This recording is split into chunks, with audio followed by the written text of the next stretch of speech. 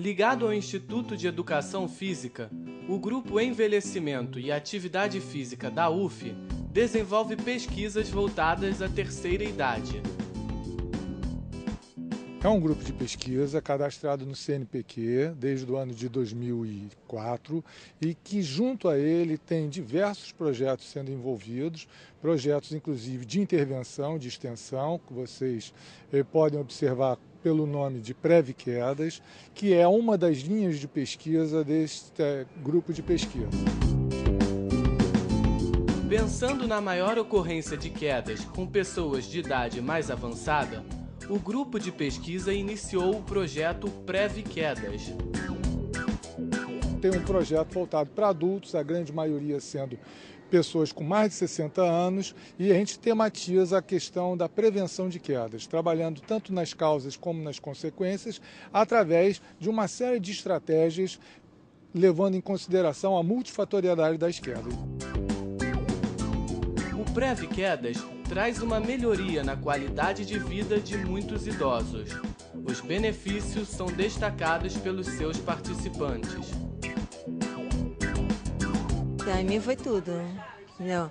Aqui eu era mais gorda, emagreci, eu tinha problema de juntas, né, no estômago, no joelho, não tenho mais, entendeu? E o professor Edmundo dá toda a liberdade para a gente fazer quantas vezes quer. Isso aqui é muito bom e a gente tem muita amizade também, entendeu? É muito bom. Pela minha profissão de manicure, você sempre tem um problema de coluna, né? É difícil aquela que não tem. E melhorou bastante mesmo. Eu não tomo medicamento nenhum. Só faço a ginástica e não sinto mais dores. A minha qualidade de vida é em primeiro lugar. Então eu ganhei muito mais qualidade de vida. Dentre suas parcerias, o Prev-Quedas trabalha também junto a programas de mestrado. No Prev-Quedas, a gente está realizando o trabalho da pesquisa, do projeto de pesquisa que vai ser defendido no mestrado. Então, eu realizo aqui as atividades propostas pelo meu projeto de pesquisa com as alunas da hidroginástica do projeto Prev-Quedas. Até então, eu também estava trabalhando como professora da parte de ginástica do projeto Prev-Quedas, todas as sextas-feiras na quadra. E atualmente eu só estou me dedicando à parte da pesquisa voltada para o projeto mesmo. Pesquisas estas que fazem do Prev-Quedas um projeto tão importante. Magnífico. Isso para a terceira idade, então, está sendo fabuloso. Eu me sinto mais jovem. Apesar de estar sabendo que estou mais velho, eu me sinto mais jovem. O pessoal já disse, pô, esse cara é folgado. É folgado não, eu me sinto realmente mais jovem. Eu me sinto com uma disposição que eu não tinha antes de chegar aqui há 3 anos atrás. Hoje eu tenho mais disposição para levantar, para sair, para andar, para fazer compra, para entrar num banco. Eu não tinha paciência para nada, eu estava um velho. Agora eu sinto-me jovem. Agradeço ao projeto.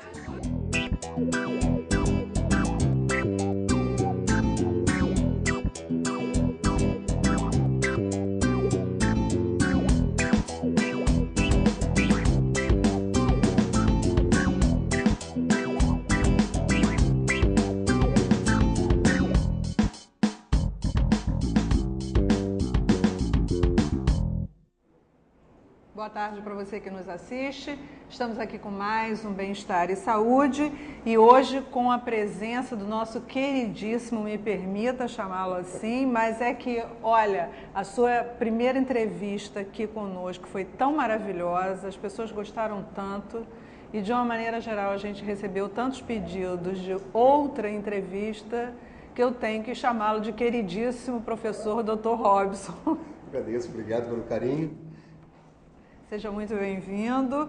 Bom, o professor Robson é da Universidade Federal Fluminense, é Robson Maia Franco, viu, gente? Professor doutor da Universidade Federal Fluminense, da UF, né, na área de veterinária, é do Departamento de Tecnologia dos Alimentos, Laboratório de Controle Microbiológico de Produtos de Origem Animal. E hoje o professor Robson trouxe para a gente o bonito livro. Olha, gente, que beleza! Que edição bonita, olha só. Olha lá. Agentes etiológicos de doenças alimentares. Olha que beleza. E a gente hoje, então, vai abordar um pouco seu livro no tocante à questão do consumo do leite, de uma maneira geral, e derivados. Podemos? Podemos. Esteja à vontade para podemos começar o nosso bate-papo aqui. Tem mais informações, as mais características variadas, e próprias e variadas para os consumidores e para os telespectadores que têm o prazer de estar aqui assistindo esse programa maravilhoso sobre a sua apresentação, né? Muito obrigada, professor. Nossa, mãe, muito obrigada pelo carinho. Mas seu livro foi lançado...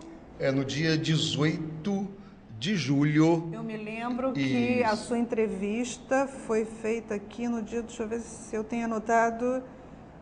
dia 18 de julho você estaria lançando na EDUF, na reitoria, esse livro. Isso, né? Exatamente. Eu até falei que se eu pudesse compareceria, mas infelizmente não pude. Atribuições do dia a dia é difícil. Essa lida diária da gente não é fácil. Mas eu estou vendo que o livro está maravilhoso. Deixa eu passar para o telespectador aqui um pouquinho sobre o conteúdo do livro, porque para a gente entrar então diretamente na questão do leite, né? Leite e derivados.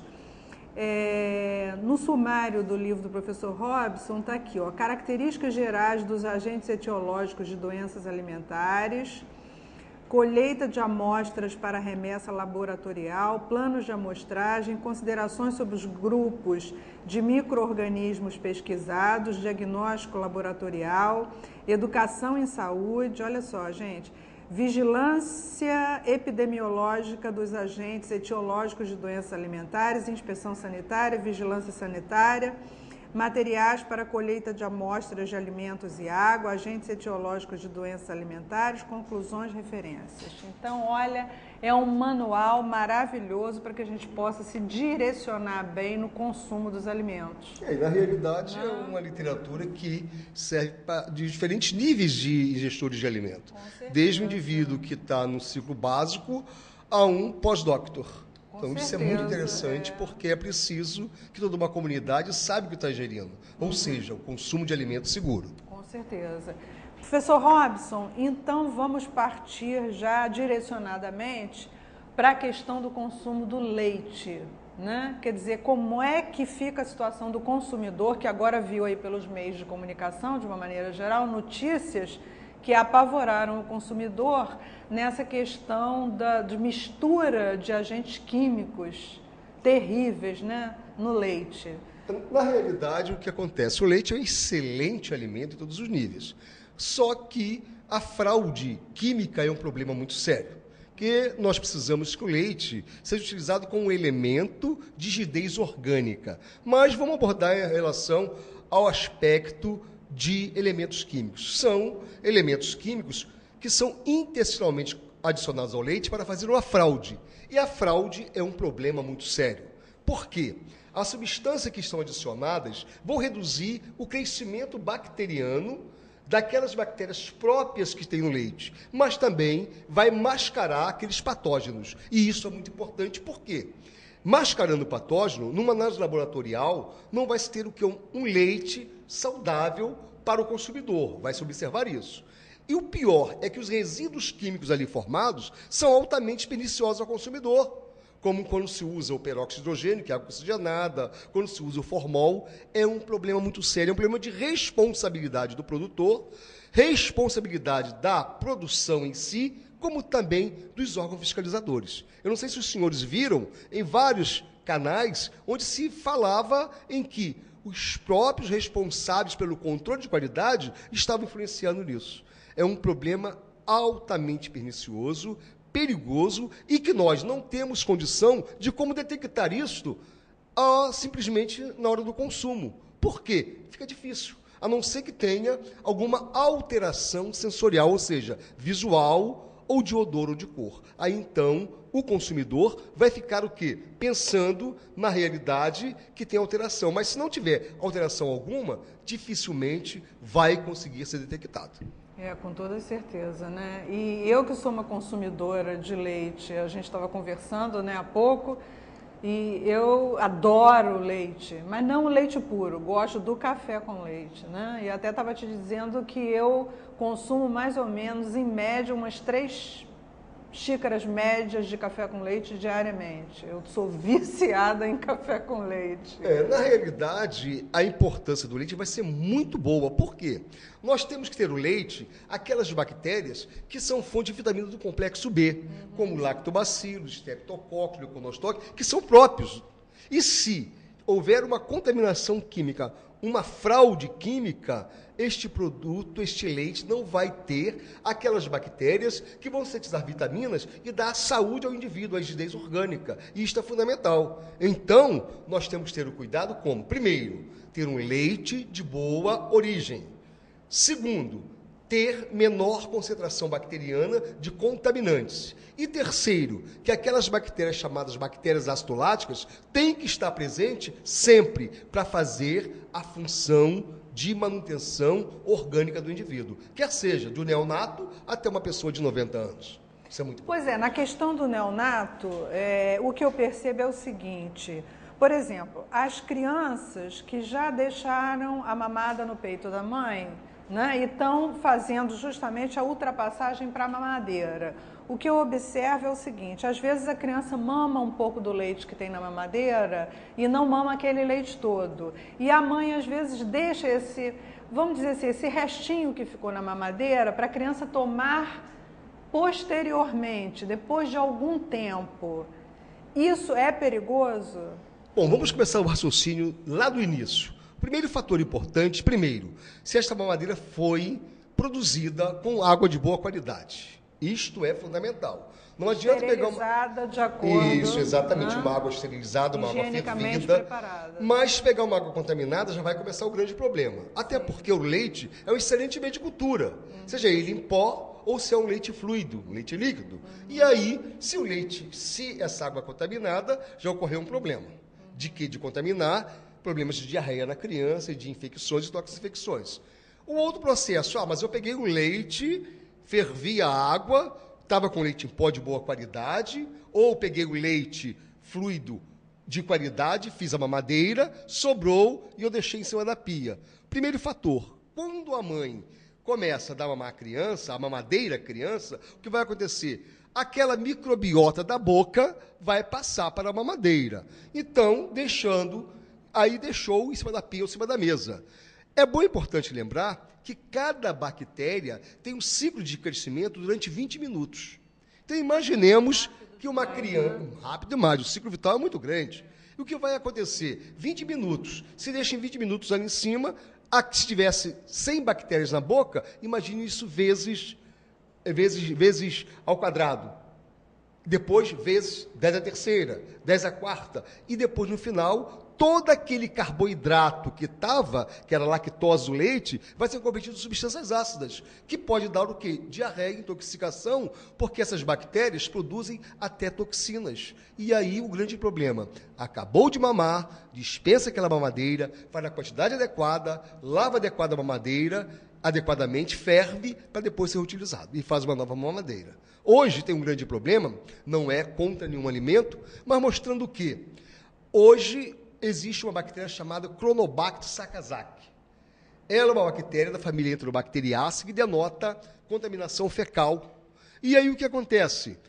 Geralmente, você tem encontrado em algumas pesquisas nacionais e internacionais, estou trabalhando com isso no momento, planete de neonatologia, até de um dia de nascido até 5, 6 meses, até 2, 3, 4 anos. E essa bactéria, em criança imunodeprimida, dá o quê? Necrose intestinal. O problema é sério. Se nós deixamos, ou seja, fazemos a mamadeira, deixamos fora, material não esterilizado, deixamos fora do local que seja adequado, haverá multiplicação. Se, porventura, este leite contém essa bactéria, fatalidade pode acontecer. Então, esse leite que ficou na mamadeira, ele não pode, de forma alguma, ser reaproveitado para que a criança tome aquele restinho que ficou na mamadeira. Né? Tomou um pouquinho, não tomou o resto, passou de 20 minutos, joga fora. Joga fora. Não tem como consumir. E fazer o seguinte, todas as vezes que isso acontecer, após a mamada, pegar, lavar a mamadeira com uma substância que seja saponificante, um sabão, um tipo de detergente, neutro de preferência, enxaguar, ferver para reutilizar. Isso é fundamental porque até 5 anos de idade, a imunidade de uma criança não está perfeitamente estabelecida. E aí qualquer fator que venha a predispor, a criança vai ter uma intoxicação, uma infecção alimentar. Bom, e a gente poderia transportar isso, né? Quer dizer, para um adulto, bom, tomei ali um golinho de café com leite, não tomei todo, deixei ali, vou voltar daqui a pouco, estou no computador, estou trabalhando, volto daqui a pouco, ficou na xícara ali, eu botei um pratinho em cima, volto, consumo, está correto ou está incorreto? Também é outro fator. O leite, como falei anteriormente, é um excelente meio de cultura. E aí, se eu levei a minha boca não é estéril, nenhuma boca é estéril, ninguém tem 0 de bactérias na boca. O que vai acontecer? Pode, dependendo do tempo, haver uma fermentação ali e, se eu tiver uma predisponência, uma baixa imunidade, ocorrer um problema. Mas se eu sou um indivíduo sadio, com nível de imunidade boa, isso geralmente não acontece. Porque, senão, veja um grande problema. Se nós ficamos preocupados em pegar um copo, não lavar para utilizar. Mas sabe-se que quando utiliza-se um sabão e água corrente, a gente consegue deter. Mas o problema é os resíduos que contenham substâncias como lactose, ou glicose, ou carboidrato em geral, quando há uma contaminação de alguém que leva na boca e coloca, o que vai acontecer? Essas bactérias podem crescer e causar um problema, dependendo do tempo que se leva para consumir de novo. Então, na realidade, o que eu sugiro é que não consuma sobra. Coloque em quantidades ideais próprias, levante, e até é bom, no caso de estar no computador, estar trabalhando, fazer uma ginástica, levantar-se, relaxar. Por quê? Olha os lerres que pode acontecer aí, né? Então, isso é interessante que se possa ter uma boa resposta orgânica também. Professor Robson, você estava falando aí em relação à coisa do lavar, né, bem? E a gente percebe, eu me alimento muito na rua, né? Então, a gente percebe que, às vezes, a pessoa lá que lava a louça passa água, mal passa sabão, às vezes nem passa sabão, assim como é uma coisa irritante. Ontem, por exemplo, eu fui fazer um exame, eu fui fazer uma ultrassonografia ontem. E no local que eu fui fazer a ultrassonografia, eu fui ao banheiro antes de entrar para fazer a ultrassonografia. Não tinha sabão. Isso em locais que você vai fazer, em locais apropriados para lidar com a saúde, hein? Quer dizer, calcula no resto. O que está acontecendo? A vigilância sanitária tem uma atuação específica. Tudo isso está ligado à educação sanitária. E, logicamente, a vigilância sanitária não é só para punir, também é para educar. Orientar. Né? E cabe ao responsável técnico do estabelecimento exigir essas normas básicas de higiene. E, claro, todo copo tem que ser lavado. Hoje, tem recipientes próprios em que se coloca o copo, se bate ali, se enxágua. Alguns estabelecimentos comerciais... Alguns. Tem, mas alguns outros não têm, porque, na realidade, não há uma cobrança. Então, cabe mais uma vez, eu sempre falando sobre isso, é que nós, responsáveis pela saúde e pela educação e saúde, temos que exigir o cumprimento das leis, para que isso não, em vez de você se alimentar na rua, se é uma maneira de dar de saúde, vai trazer doença. E as doenças, você tem vários fatores que vão interferir, não só econômico, como social. Sim, nos derivados do leite. O grande vilão que se fala hoje foi a grande comunicação em relação ao Ministério da Agricultura, foi a produção do leite que se chama... o leite Minas Frescal, né? Que, na realidade, esse leite ele era produzido sem ser pasteurizado. E pensando o quê? Para ser tradicionalmente conhecido. E por que isso pensava-se? Porque tendo aquela microbiota específica, que é o lactobacilo, o streptococcus, o econostoque, terminaria com toda a microbiota contaminante, mas não era uma realidade. Por quê? Eu pesquiso leite, outros alimentos há vários anos. E aí, o que acontece? Quando temos estafilococcus, quando temos salmonela, não estou falando apologia contra o alimento, mas mostrando os cuidados que tem a ter. Então, o que acontece? Houve agora uma nova normativa do Ministério da Agricultura obrigando que o leite tem que ser pasteurizado. Foi uma grande briga no estado de Minas Gerais, como também em todo o Brasil em relação a isso. Por quê? Para não descaracterizar aquele produto que era genuinamente daquela região. Mas viram que, em função disto, há necessidade de pasteurização. E, mais uma informação, além de o leite utilizado para a produção de qualquer produto lácteo tem que ser pasteurizado, não é permitido no Brasil o consumo de leite cru. Eu, por exemplo, numa outra pesquisa aí, também relacionada, financiada pela FAPERJ, em que eu estou fazendo uma pesquisa ligada à presença de Cronobacter sakazaki, que é esta mesma bactéria moderna que começou agora há bem pouco tempo ser descoberta, porque ela tinha um outro nome, era o Enterobacter cloaceae, agora é Cronobacter sakazaki, que ocorre onde? Em queijo mina frescal. Eu tenho isolado frequentemente. Eu não estou fazendo apologia contra o queijo. Eu estou mostrando em nenhum produto lácteo. Estou mostrando... Tem alguma forma da gente higienizar melhor esse queijo? Por exemplo, eu vou aqui falar o meu exemplo, né? Eu, quando abro o queijo frescal, sai aquele soro. Eu aí pego água fervendo e jogo uma vez, escorro, jogo outra vez, escorro, jogo outra vez. Serve para alguma coisa? Vai acontecer o quê? Uma redução da carga bacteriana superficial. Só observar o queijo tem aquela viscosidade em cima, é um biofilme. E, logicamente, ali, aquelas bactérias que produziram o biofilme vão estar fixadas ali. Mas as bactérias da intimidade do queijo? Pois é, você teria que não vai ficar, ter então... muita importância, não vai ter muita ação esse tipo de controle. O ideal é fazer o quê?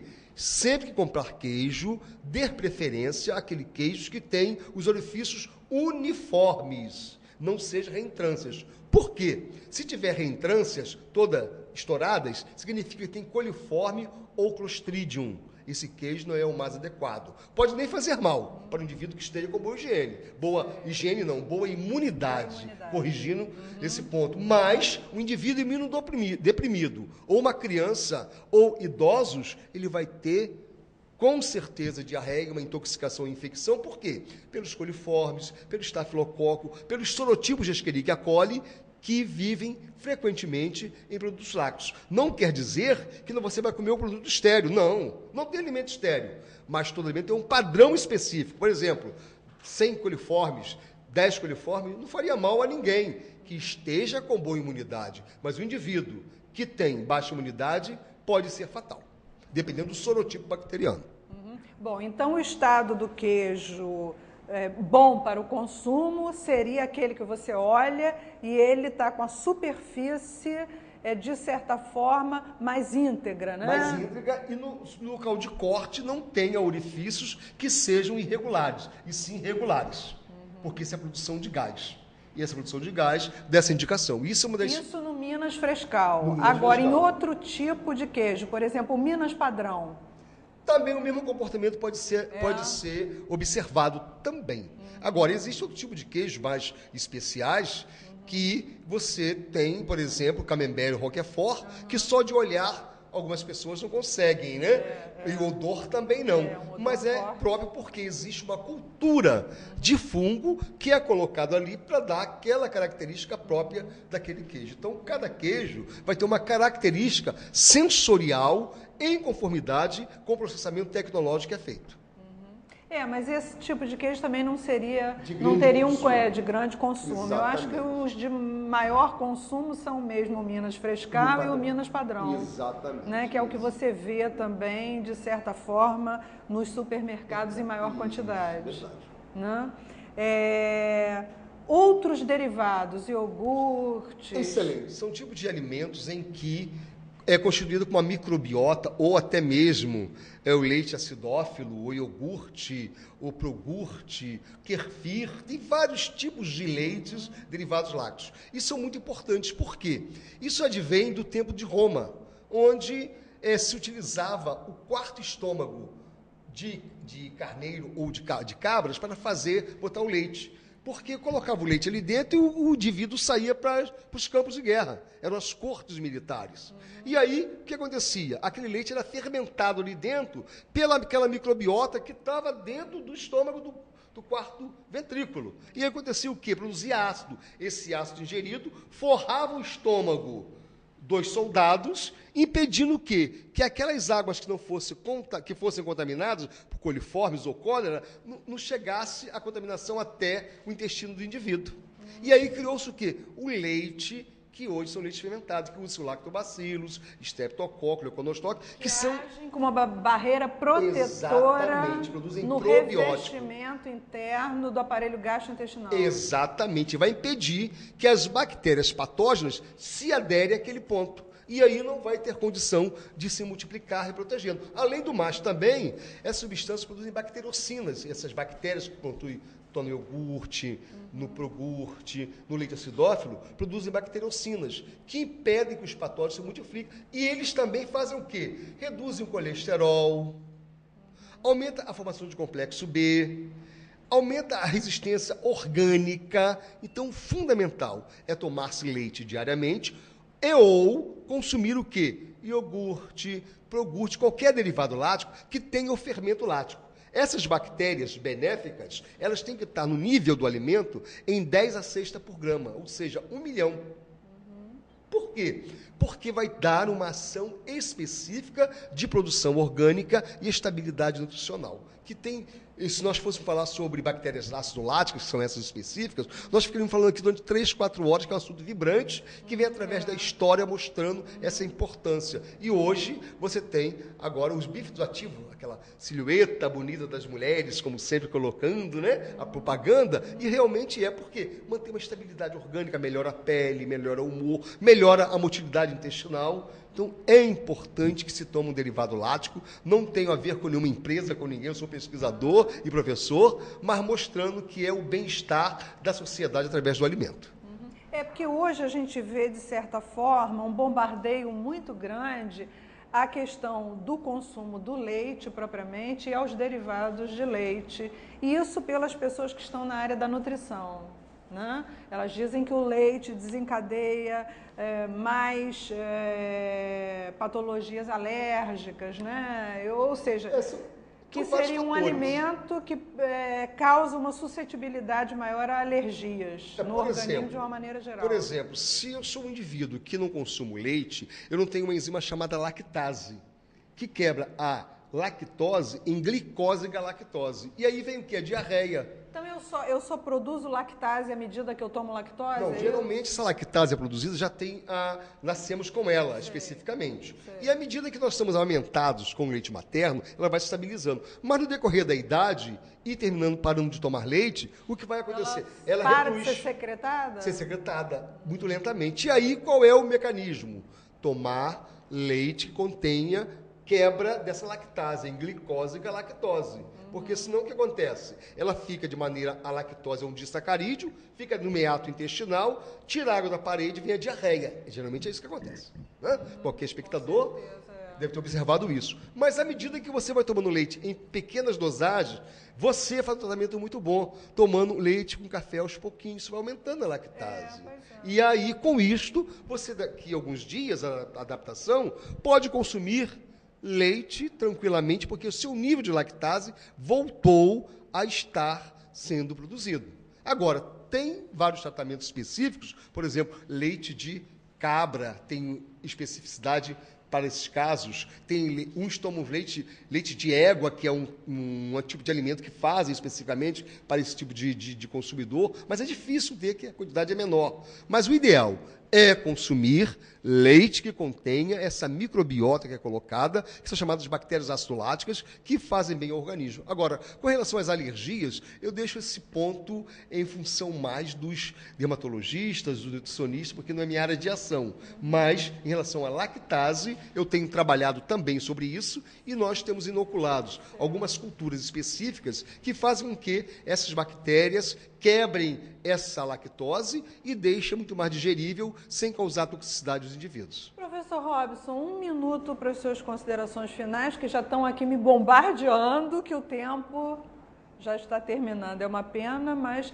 vamos abordar então numa próxima entrevista algumas coisas que não tenha dado para abordar hoje. Suas considerações finais para o nosso telespectador? Deixo a todos uma grande mensagem, que é para os senhores, como tem aqui no meu livro.